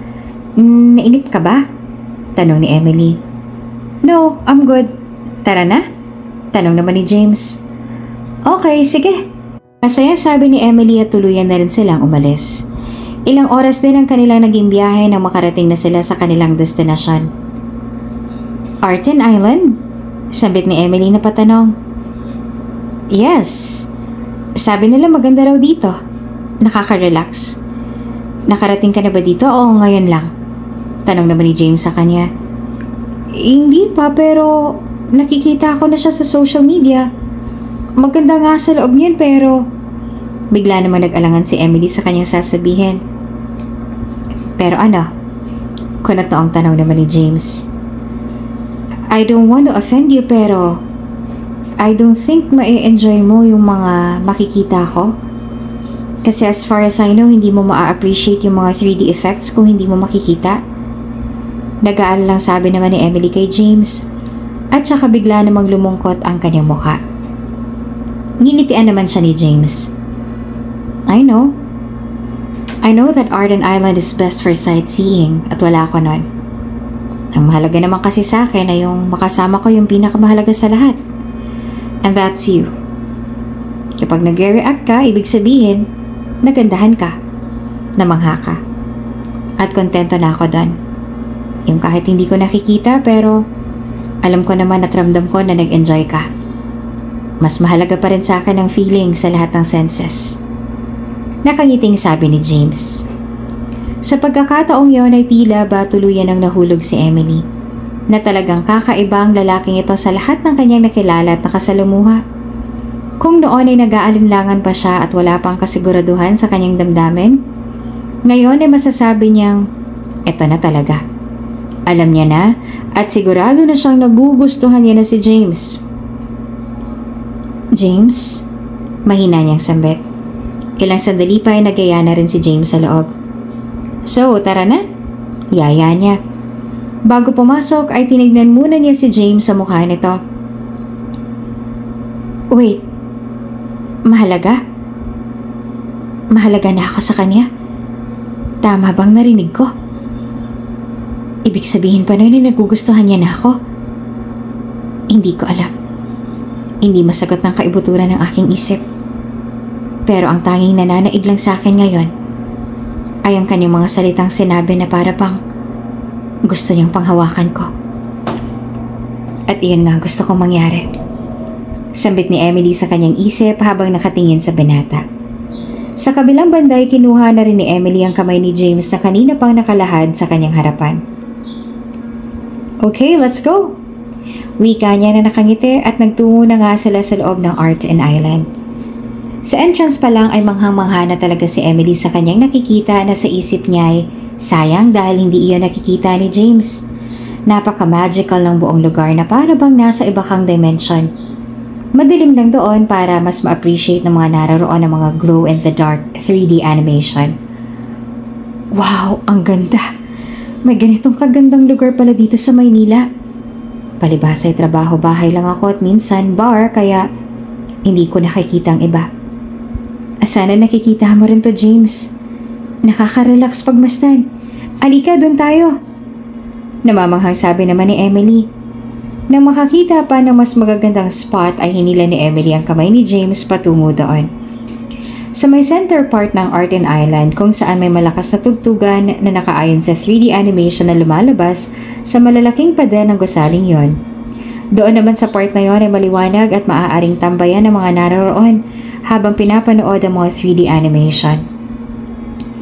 Wow, grabe! Parang nasa disco lang. Yung 3D images sa pader parang mga tunay. Para tayong nasa disco, oh. Lahat sila nagsasayaw. Tara, sayaw tayo doon. Hila-hila na nga ni Emily ang kamay ni James patungo sa may center stage na naroon at saktong sila lamang ang naroon. Ano ka ba, hindi ako marunong sumayaw? Sabi ni James kay Emily. Dahil ayaw paawat ni Emily ay muli niyang kinuha ang kamay ni James. Pwes, tuturuan kita, wika niya. Sobrang saya nga ngayon ni Emily at halos walang mapagsidla ng kanyang galak. Ngayon lang siya naging masaya ng ganito sa buong buhay niya. Habang nagsasayaw naman si Emily na parang isang bata ay tinawag na siya ni James. Emily? Sabit niya. Tugon naman ni Emily na nagsasayaw pa rin at ini-enjoy yung music. I have something to tell you. Sa sinabing yun ni James kahit malakas ang music, ay rinig na rinig pa rin niya iyon kaya kaagad siyang napahinto. Ano? Nauutal niyang tanong. Sa sandaling yon ay huminga na muna ng malalim si James at saka lakas loob ng sinabi ang gusto niyang sabihin nang wala ng paligoy-ligoy pa. I'm your husband. And you're my wife. Saktong stop ng music kaya naman rinig na rinig talaga iyon ni Emily. At dahil naguguluhan siya sa inaasta ni James, ay dinaan na lang niya sa biro ang kanyang sagot. Are you kidding me? Grabe Lumevel up ka agad yung pagiging mahalaga ko sa'yo. Nako, nakakatuwa ka talaga. Tatawa-tawang sabi ni Emily kay James. Pero seryoso pa rin ang mukha ni James at sa pagkakataong ito ay magkasalubong na sila ng tingin. Nakatingin na si James sa mga mata ni Emily kaya biglang bumilis ang tibok ng puso ng dalaga. But I'm not joking. At hindi ako bulag. Nakikita ko lahat ng to. Nakikita ko lahat ng ginagawa mo. Kung sino ang kasama mo. At kung tunay ba talagang pinapakita mong malasakit sa akin. Emily, alam ko mahirap paniwalaan pero ikinasal na tayo. Pag-amin ni James. Bigla namang napailing si Emily. Ngumisi pa siya dahil baka mamaya ay ginugood time lang siya ni James pero sa isip niya, parang totoo. Parang seryoso talaga si James sa kanyang mga sinasabi kaya naman gusto niya ng maliwanagan. Naririnig mo ba mga sinasabi mo? Hindi ko alam kung anong gusto mong mangyari pero gulong-gulo na ako. Sino ka ba talaga? Medyo pagalit na ang tono ng boses ni Emily. Sa sandaling yon ay nagpakilala na rin si James sa dalaga para malaman na rin niya ang totoo. I am John James Del Valles. At ang pamilya ko nagmamay-ari ng airline na pinagtatrabahuhan mo. Matalik na kaibigan ng mga magulang ko. We're married, Emily. Believe it or not. Maging ako nga hindi rin makapaniwala nang malaman ko yan. Pagtatapat pa ni James. Sa sandaling yon ay tuluyan nang bumagsak ang balikat ni Emily. Hindi niya mawari ang nararamdaman niya ngayon. Kung magagalit ba siya kasi nagsinungaling ito sa kanya o matutuwa dahil sila naman pala talaga sa isa't isa. Ngunit sa puntong yon, ang nananaig kay Emily ay pakiramdam niya ay napagkaisahan siya. Ano? Kayo? Bakit? Bakit ka nagsinungaling? Naluluha niyang tanong. It's a long story, Emily. Hindi pa man natapos ang sasabihin ni James ay mabilis niyang nadugtungan ni Emily. Sinungaling ka? All these times pinaglalaruan mo lang pala ako? Niloloko mo lang ako? Tiging mabuti ako sa'yo, James. Pero bakit mo pa rin ako nagawang lukohin? Bulalas ni Emily at tuluyan ng tumulo ang kanyang mga luha. Gusto ko lang naman sanang itest ka kung nararapat ba talaga kitang maging asawa. At tungkol na patunayan na mali ang mga naririnig ko tungkol sa'yo dahil lumampas ka pa sa expectations ko. Sinubukan kong hanapan ka ng pagkakamali at flaws pero wala ko nakita. You're a good woman at walang duda doon. I'm so sorry, Emily. Please forgive me. Pagsusumamo naman ang lalaki.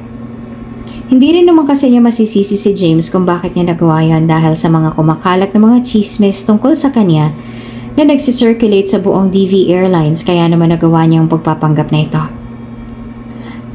Sayang. Sayang, James. Sana pala hindi ka nalang umamin.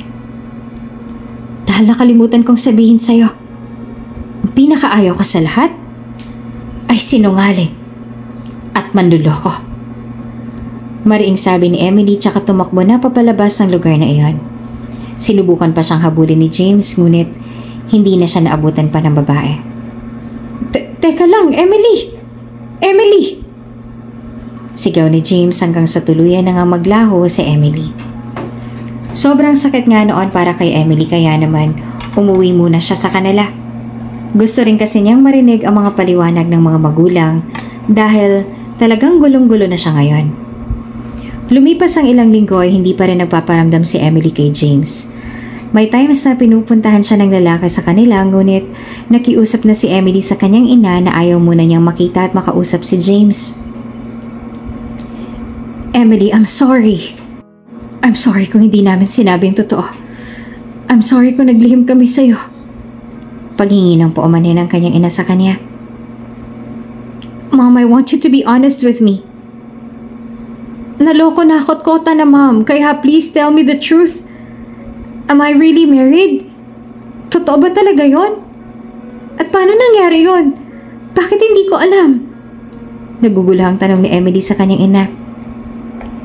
Emily, ano to, Mom? Totoo ba? Muli niyang tanong. Yes. Yes, Emily, you're already married. You're already married with James Del Valles, ang may-ari ng airline sa pinagtatrabahuhan mo. Pagtatapat ng ginang. What? So talagang alam niyo rin? Pero paano niyo nagawang ilihim sa akin to?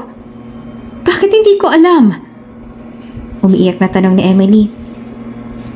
Pero sa pagkakataong to ay mas gusto ng ginang na ang kanyang daddy na lamang ang mag-explain ng lahat sa kanya. Anak, I will explain everything to you. Pero with your dad, he will explain everything. Matapang nasabi ng kanyang ina.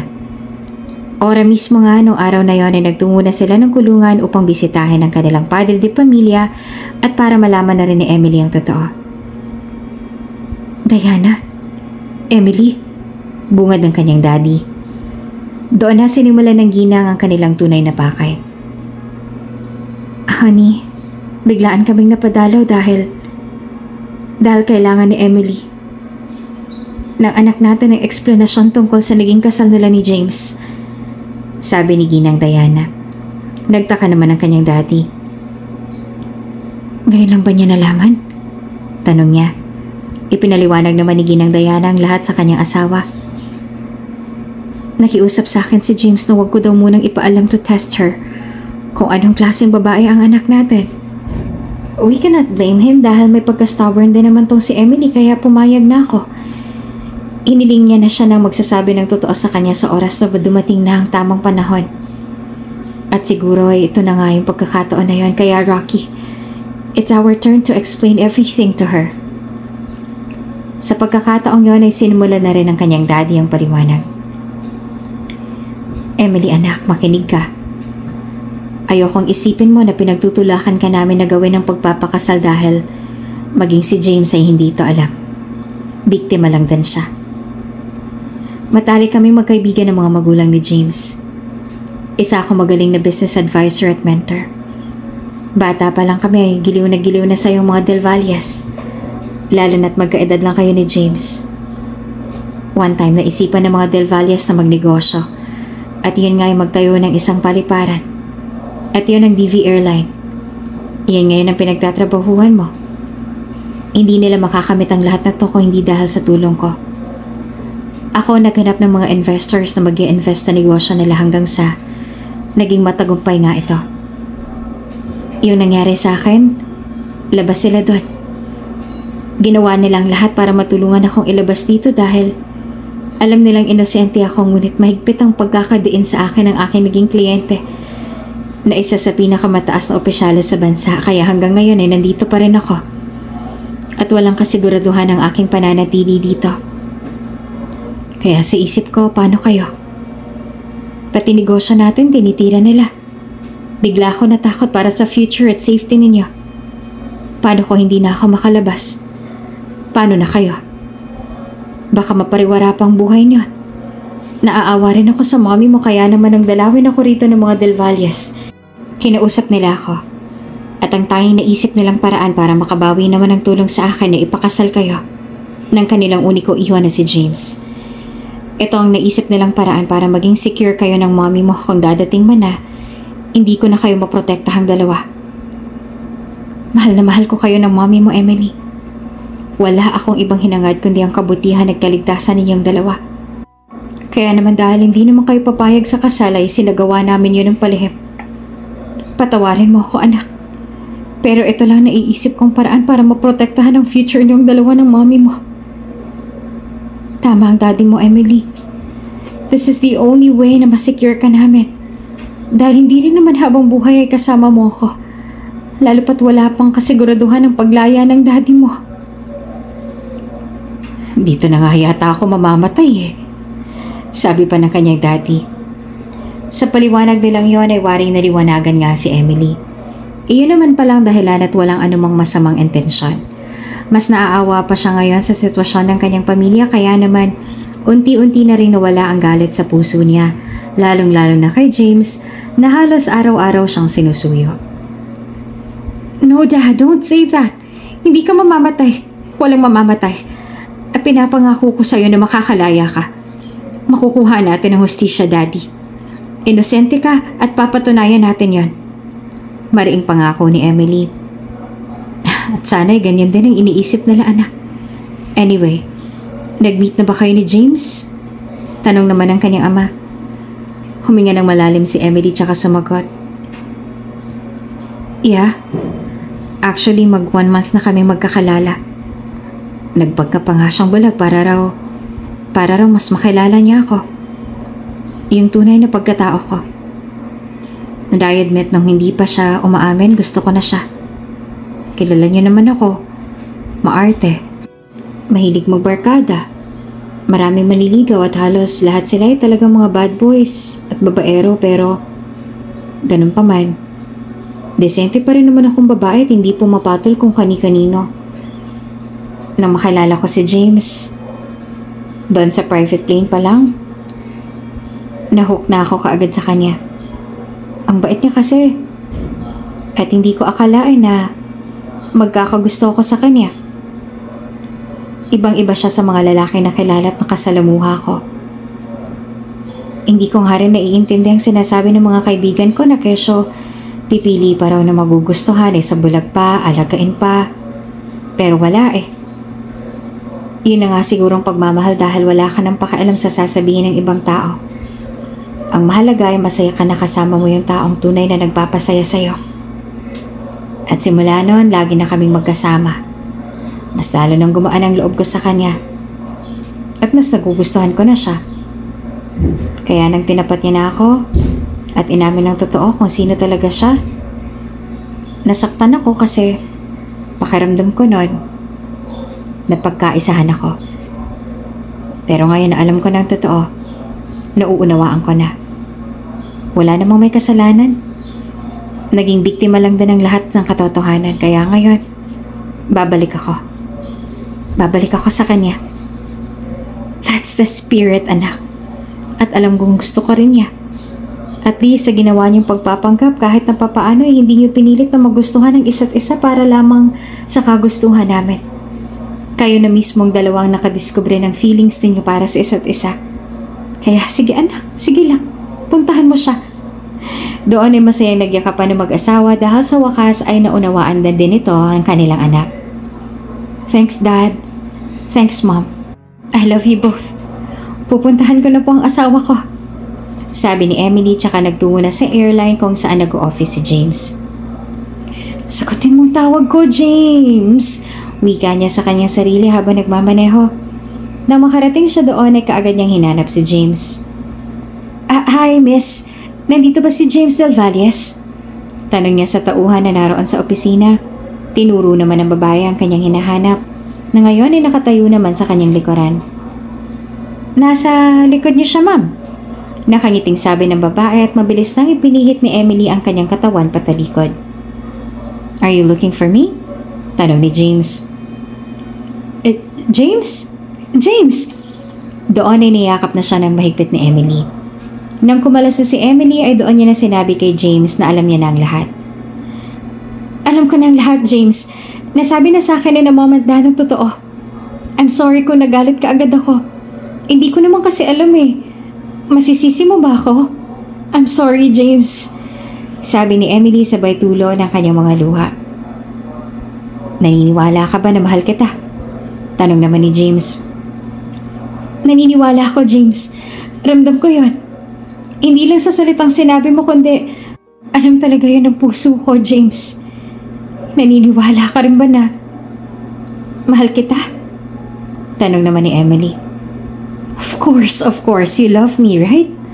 Asawa na kita eh. Nakangiting sabi ni James at ganoon na rin ang tawag sa kanya ni Emily. Asawa ko? Sabi ni Emily. Kalaunan ay naikasal muli ang dalawa sa simbahan at this time ay alam na talaga nilang dalawa. Nakalaya na rin sa kulungan ng daddy ni Emily dahil gumawa ng paraan sina Emily at James para hanapin ang mga naging whistleblower at aminin na nagsisinungaling lang sila, kaya naman ang nakulong na ay ang tunay na may sala. Habang sina Emily at James naman ay happily married na ulit ngayon for the second time at makalipas ng ilang buwan ay nagdadalang tao na rin si Emily para sa kanilang panganay at kauna-unahang supling. Kung bago ka pa lang sa channel na ito, Ate Jane TV, huwag kalimutang pindutin ang notification bell and subscribe button. Sana po hindi naman malaking abala sa inyo ang pagpindot ng subscribe button dahil ang kapalit po nito ay ang pagsuporta para makapag-produce ng mga libreng stories sa mga channels ni Ate Jane. Maraming salamat!